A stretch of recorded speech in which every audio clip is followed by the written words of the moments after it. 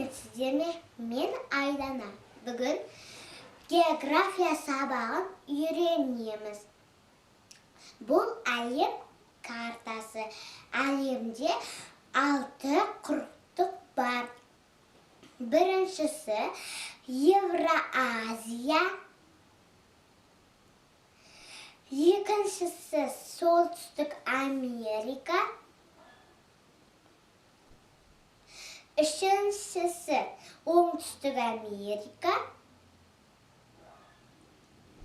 төртіншісі Африка, бесіншісі Австралия, алтыншысы Антарктида.